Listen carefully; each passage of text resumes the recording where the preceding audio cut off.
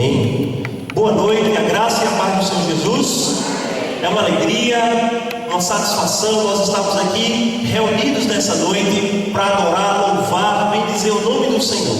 Nós nos alegramos na presença de Deus e nós que fazemos parte dessa família estamos alegres em receber você nessa noite para o nosso culto especial. Hoje nós vamos focar em missões e cremos que Deus tem algo tremendo a falar ao seu coração. Desde já nós queremos desejar as boas-vindas a você que está nos visitando, você que está aqui sozinho ou com a sua família. Sua presença é muito especial para nós. Deus possa abençoar o seu coração. E nós queremos convidar você a juntos, como povo de Deus, adorar o nome do Senhor, celebrá-lo nessa noite. Antes, porém, nós vamos iniciar esse culto lendo a palavra de Deus no Salmo 98.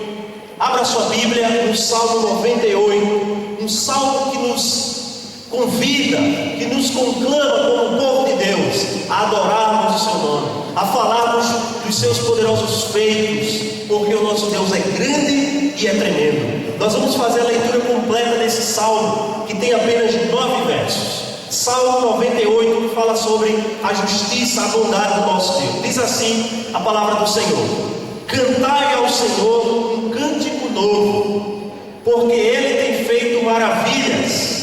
A sua destra e o seu braço santo lhe alcançaram a vitória. O Senhor fez notória a sua salvação, manifestou a sua justiça perante os olhos das nações, lembrou-se da sua misericórdia e da sua fidelidade para com a casa de Israel. Todos os confins da terra viram a salvação do nosso Deus. Celebrai com júbilo ao Senhor todos os confins da terra. Aclamai, regozijai-vos e cantai louvores. Cantai com harpa, louvores ao Senhor, com harpa e voz de canto, com trombetas e ao som de buzinas. Exaltai perante o Senhor quem é rei. Ruja o mar e a sua plenitude, o mundo e os que nele habitam. Os rios batam palmas e juntos cantem de júbilos os montes. Na presença do Senhor, porque Ele vem julgar a terra, julgará o mundo com justiça e os povos com equidade. Meus irmãos, nós estamos aqui nessa noite reunidos para exaltar o nome do Senhor, para também fazer notória a sua salvação, de que o nosso Deus é bondoso, é misericordioso, e é por isso que, como povo seu, nós nos reunimos para celebrar, para nos alegrarmos, para sermos gratos pelo que Deus tem feito nas nossas vidas. Vamos ter uma palavra de oração, pedindo a bênção, a direção de Deus, do seu Espírito, para que o culto de hoje à noite possa ser, em nome de Jesus, para a glória dEle, para a nossa edificação e para a expansão do seu reino. Vamos orar ao Senhor. Pai, nós te louvamos por essa noite especial. Louvamos por sermos povo teu. Louvamos pelo privilégio que temos através de Cristo, de nos reunirmos, ó Deus, livremente para celebrarmos o teu nome. Obrigado por essa oportunidade de cultuar o Senhor, de bendizer o teu nome, de fazer notória a tua salvação entre os povos. Obrigado pela vida dos meus irmãos, a vida das minhas irmãs, até mesmo a vida daqueles que estão nos visitando hoje à noite. Senhor, através do teu Espírito, fala conosco. Que seja uma noite de bênção, de alegria, e que o teu povo juntos celebre o teu nome. Abençoa-nos, prepara os nossos corações, que o teu Espírito fale conosco, que hoje à noite possa ser uma noite de encontro com o Senhor. Oramos em nome de Jesus. Amém. Graças a Deus, irmãos, sabemos que o Espírito Santo de Deus, Ele se faz presente aqui. Então vamos adorar o nome desse Deus tão maravilhoso, sabendo que Ele nunca esquece de nós.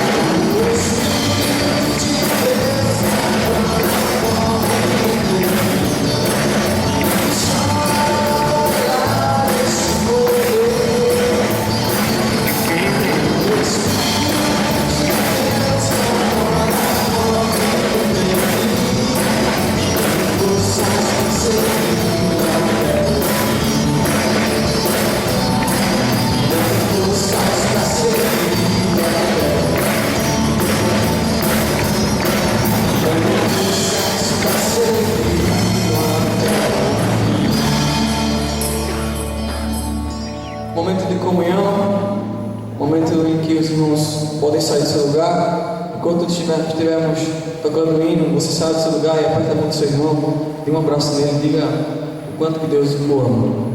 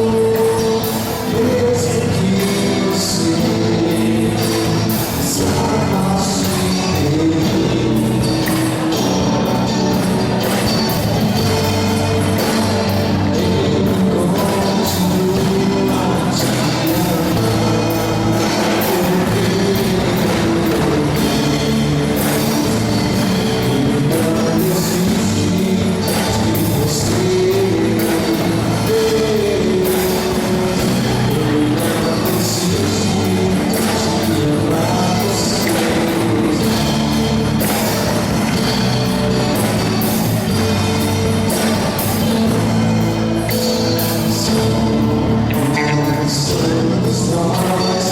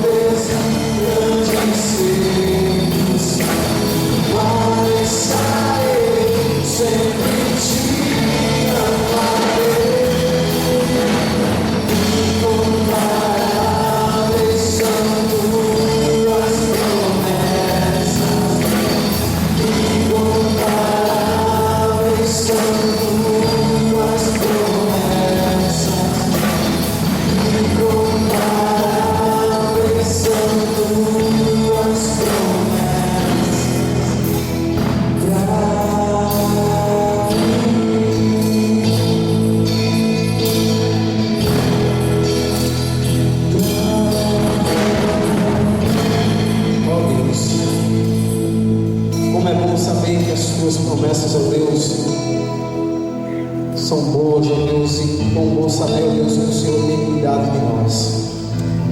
Deus, cada hino, ó Deus, toca aqui nessa noite, que seja, ó Deus, a expressão, ó Deus, uma expressão de gratidão ao Senhor por tantas coisas que o Senhor tem realizado na nossa vida, por tantas coisas, ó Deus, que o Senhor ainda vai realizar na nossa vida. Deus, nós queremos agradecer ao Senhor por ter nos trazido aqui nessa noite. Muito obrigado, Deus, por esse encontro que o Senhor preparou para cada um de nós nessa noite.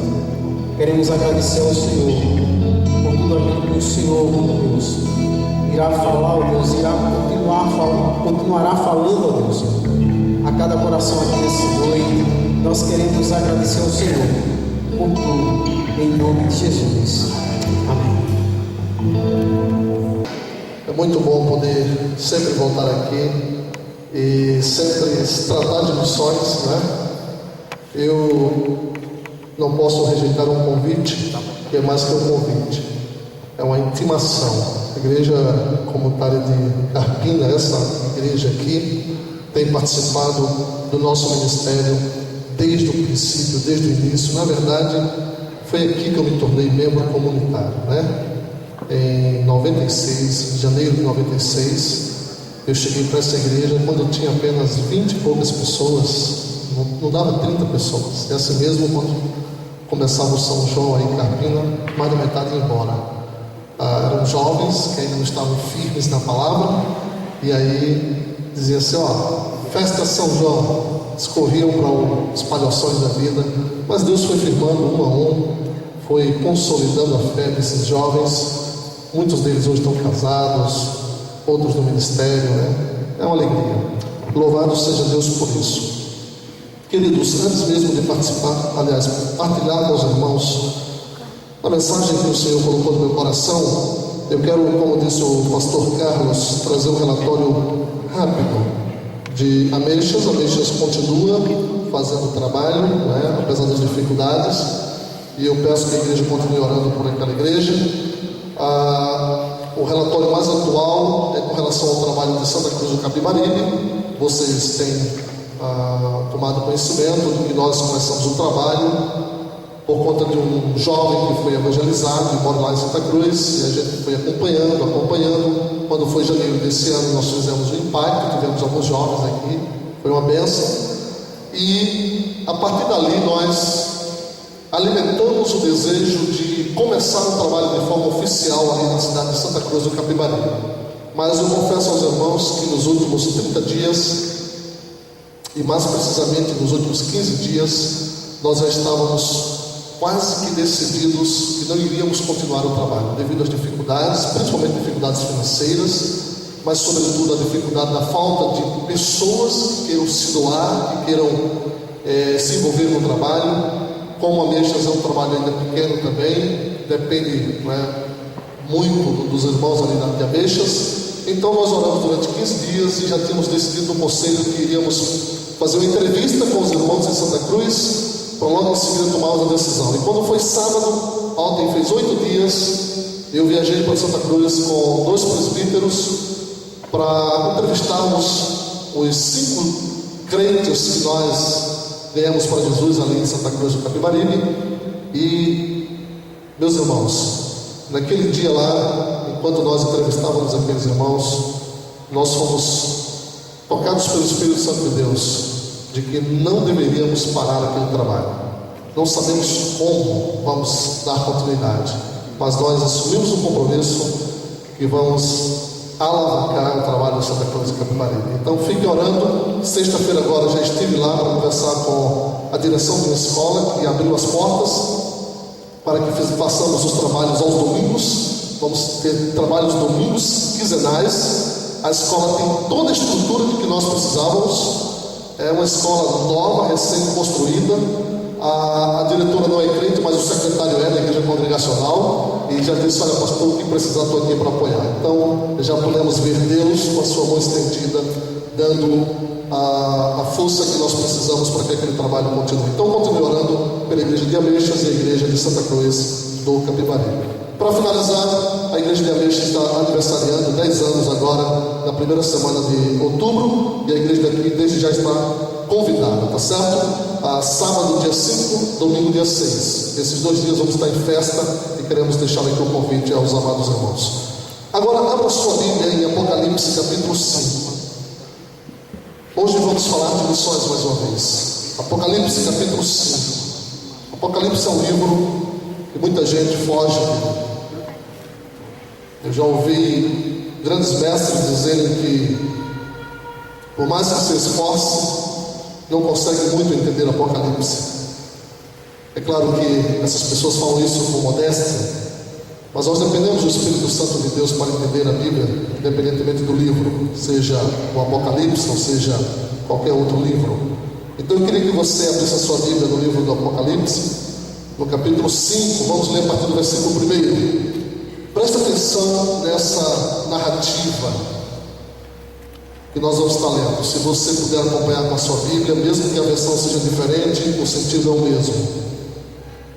Diz assim o texto sagrado: vi na mão direita daquele que estava sentado no trono um livro escrito por dentro e por fora, de todo selado com 7 selos.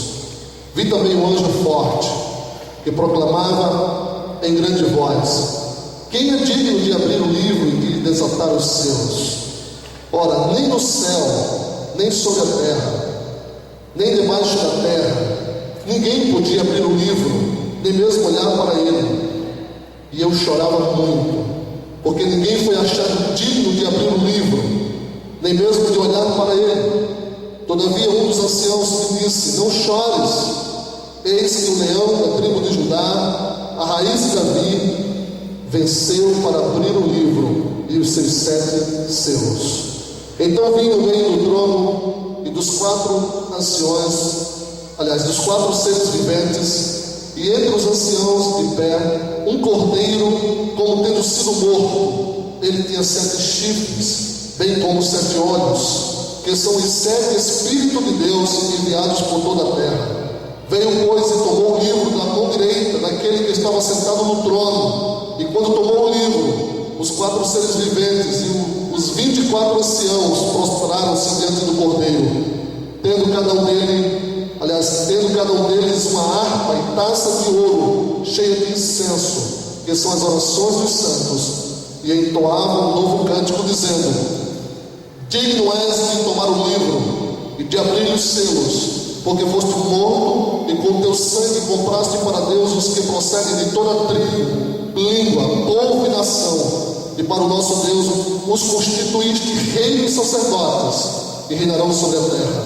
Vi e ouvi uma voz de muitos anjos ao redor do trono,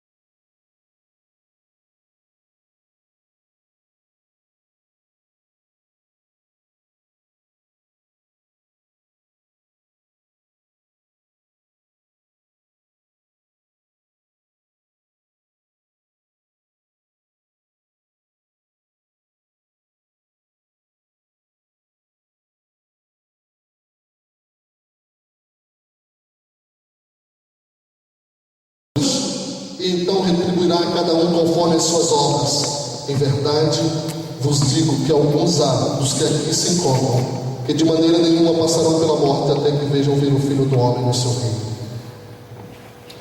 O centro do ministério de Jesus é a sua morte. Essa é a primeira coisa que nós temos que entender, porque por isso mesmo ele pagou o preço da missão.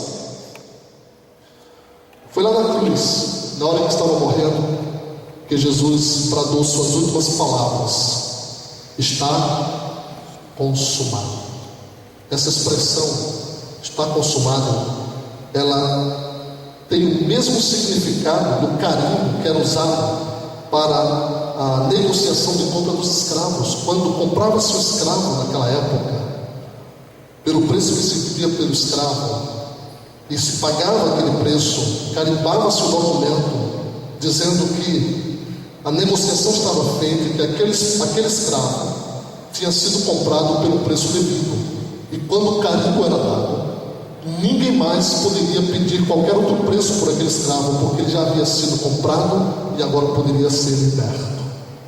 É a mesma expressão quando Jesus disse: está consumado. Jesus está dizendo lá na cruz: todos aqueles que crerem em mim não precisarão mais continuar como escravos do pecado. Eu paguei o preço. Está carimbado.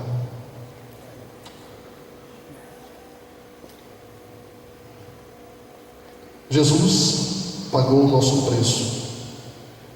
Jesus pagou o preço da missão de Deus com a sua própria vida. É o versículo 6, né, que diz isso, capítulo 5 de Apocalipse, voltando para o Apocalipse. Sua própria vida. Então vi no meio do trono e dos 4 seres viventes e entre os anciãos de pé um cordeiro como tendo sido morto. Sua própria vida. Ele pagou o preço da missão. Na verdade, ele pagou com sangue. Veja os versículos 8 e 9. O que é que diz? E quando tomou o livro, os 4 seres viventes e os 24 anciãos prostraram-se diante do cordeiro, tendo cada um deles uma harpa e taças de ouro cheias de incenso, que são as orações dos santos, e entoavam um novo cântico, dizendo: digno és de tomar o livro e de abrir-lhes os selos, porque foste morto, e olha só, e com o teu sangue comprastes para Deus os que procedem de toda tribo, língua, povo e nação. Então nós podemos dizer que Jesus pagou o preço da missão de Deus. Se nós precisamos primeiro entender que Deus está reinando soberanamente sobre tudo e sobre todos, e por isso nós podemos fazer essa missão. A segunda coisa que nós podemos entender é que a missão tem um preço, e esse preço já foi pago por Jesus. Por isso, servir ao Cordeiro de Deus não é nenhum sacrifício. A gente até usa a expressão, né, presbítero Zé Carlos, precisamos fazer de forma sacrificial, e às vezes é um sacrifício que a gente faz, financeiro, de tempo, de energia, mas todo sacrifício que fizermos, ainda assim não se constituirá no sacrifício, porque o sacrifício maior ele já pagou. Algumas pessoas, irmãos, acham que os missionários são heróis, porque deixam sua terra, sua cultura, sua língua, seus amigos, seus parentes, seu conforto. Muitos deixam até seu status profissional, econômico, e muita gente vê alguns missionários como heróis, mas missionário não é herói. Herói foi Jesus. Nós apenas cumprimos o ID que ele nos deu. Aliás, alguns missionários se acham os heróis. Eles acham que porque fizeram sacrifício, entre aspas, que os outros não fizeram, eles até merecem ser paparicados. Não há heróis na obra missionária, porque o grande herói da obra missionária é o próprio Senhor Jesus, o Cordeiro que foi morto e com seu sangue comprou gente de toda a terra, toda tribo, língua, povo e nação. Para concluir, como terceira verdade prática que eu gostaria de compartilhar com a igreja, é de que a missão da igreja é servir ao Cordeiro de Deus. Deus está sentado reinando soberanamente sobre tudo e sobre todos. Ele tem o controle da macro e das micro histórias. Primeira verdade. Segunda, essa missão tem um preço, e Jesus já pagou o preço da missão de Deus. Não somos nós que temos que pagar o preço, só nos resta obedecer. Terceiro, a nós cabe servir ao Cordeiro de Deus como igreja. Essa é a terceira verdade desta noite e última que eu gostaria de compartilhar com a igreja. Volta ao texto Apocalipse 5, vamos ler a partir do versículo 11.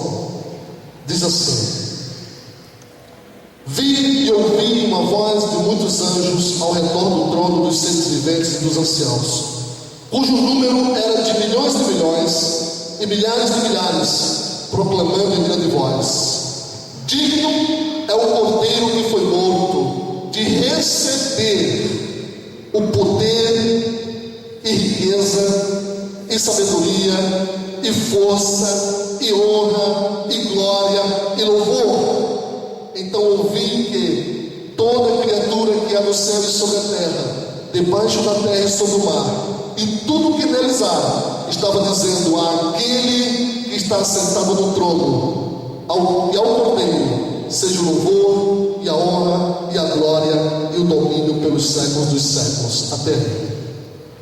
Interessante essa visão de João, porque na visão de João, além de ver Deus no trono reinando soberanamente sobre tudo e sobre todos, e de ver aquele que havia sido o que deu a sua vida para pagar o preço da missão, ele também viu que o Cordeiro recebia alguma coisa pela honra e pela glória que lhe é devida.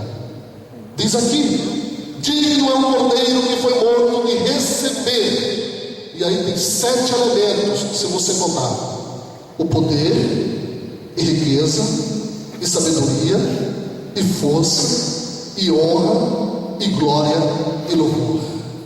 Todos esses elementos são tributados, devem ser tributados ao Cordeiro que foi morto. E aí eu estava lendo Ronaldo Linório, e ele menciona um outro grande nome, que é o Russell Shedd, fazendo algumas considerações desse texto que eu achei muito interessante. Quando diz que desses 7 elementos, 4 serão dados pela igreja. 4 elementos devem ser dados pela igreja. Primeiro, riqueza. O que João estava percebendo naquela visão é que a nossa riqueza, o nosso dinheiro, o nosso ouro, nossos recursos, tudo o que temos é para o serviço do Cordeiro de Deus. Foi dito isso aqui ainda hoje. É isso que nós precisamos entender. Ele já pagou um preço maior. A nós só nos resta entender que Deus está no controle, que Jesus já pagou o preço, que nós só precisamos servir ao Cordeiro de Deus com tudo aquilo que nós temos. Tudo: casa, carro, recursos. Agora, como é que cada um de nós vamos fazer isso? Essa é uma pergunta que cada um de nós devemos responder a nós mesmos. Essa é uma pergunta que você deve responder a você mesmo. Como você pode servir a Deus com tudo aquilo que você tem? O segundo elemento é a sabedoria. Está lá no texto. Isso nos faz entender que a nossa inteligência, a nossa capacidade de pensar, o nosso entendimento tem uma finalidade que vai além de passarmos em concursos, de usarmos para angariar recursos, para sermos bem-sucedidos profissionalmente, também para tudo isso, mas vai além. A nossa sabedoria, a nossa inteligência precisa ser tributada ao Senhor, ao Cordeiro que foi morto. E muitas vezes nós emprestamos a nossa sabedoria, a nossa inteligência a coisas que não tem nada a ver com honrar e glorificar o nome do Senhor Jesus. Terceiro elemento, fala da força. Nossa força física, nossa energia, nosso suor deve ter como prioridade servir ao Cordeiro. Em tempos de culto ao corpo em que nós estamos vivendo, onde se gasta muito dinheiro, muita energia, até mesmo muita inteligência para se ter um corpo escultural, nós que somos comprados pelo sangue do Cordeiro devemos entender que até o nosso corpo precisa ser usado para ser ofertado ao Cordeiro, para ser entregue ao Cordeiro. E por último, o louvor. Aqui não se limita apenas aos cânticos e à nossa liturgia cultica. Tem a ver com o estilo de vida, tem a ver com a forma como nós vivemos o nosso dia a dia, nossas decisões, nossas posturas, nossos valores, a nossa cosmovisão da vida, no trabalho, na vizinhança, na escola, na faculdade, dentro de casa. Um culto ao Senhor. Eu sempre digo lá em Ameixas, quando nos reunimos no domingo para celebrar ao Senhor, vamos celebrar o culto que nós já demos ao Senhor durante a semana toda. Porque se houve algum dia da semana que você não deu culto ao Senhor, então a celebração do domingo à noite, sinceramente, irmãos, dificilmente vai ser recebida por Deus. Isso aqui é a celebração. E às vezes esquecemos que nós cultuamos com a vida, dia a dia, momento a momento. Eu ouvi uma vez uma música que mexeu muito comigo, que dizia mais ou menos assim: no domingo eu pego a Bíblia e vou à igreja, na segunda-feira procuro a minha Bíblia e já não sei onde ela está. E o refrão dizia: onde está o poder da cruz? Onde está o poder da cruz? Sobre mim. Então, quando entendemos que existimos como discípulos de Jesus e como igreja do Senhor para servi-lo, então estamos prontos para fazer os desejos do Mestre. Só para realmente finalizar, quais são os desejos do Mestre? Alcançar a cidade de Jerusalém, a nossa Jerusalém, nosso bairro, nossa cidade, nossa comunidade. Mas nós temos algo a mais a fazer. Nós somos nordestinos, né? Vivemos na região do Nordeste. Além dos que vivem aqui na área litorânea, existem 4 outros povos: ciganos, quilombolas, os sertanejos, e também tem os índios, né? Os índios aqui do Nordeste. São 4 povos, além dos que vivem no litoral, que precisam ser alcançados pelo Evangelho de Jesus Cristo. A Missão Jovem tem inclusive um trabalho muito forte nessa área, tem inclusive pesquisas, dados que você pode ver. Tem os povos islâmicos, nos mundos árabes, são mais de 2.200 povos ainda não alcançados, mais de 2.200 povos ainda não alcançados, os chamados PNAs, povos não alcançados. Aproximadamente 3.500 línguas, sem uma tradução sequer da palavra do Senhor. Como é que a igreja vai cumprir o seu papel? Recapitulando, sabendo que Deus está no controle de tudo. Deus está no controle. Ele reina soberanamente. O Deus que te mandou ir, o Deus que quer usar essa igreja, Ele ainda está no trono, do mesmo jeito que João visualizou. Ele ainda tem o livro nas mãos, mas não mais fechado. Essa missão é cara, muito cara. Nós não poderíamos pagar. Jesus já pagou com a sua vida. Jesus pagou o preço da missão. Agora, como igreja, só nos resta servir ao Cordeiro de Deus, servir com as nossas riquezas, servir com a nossa sabedoria, servir com a nossa força, toda a nossa energia, toda a nossa saúde, servir com o louvor que é devido. Agora, irmãos, não podemos dar a Ele o louvor se não der a Ele a riqueza, sabedoria e força.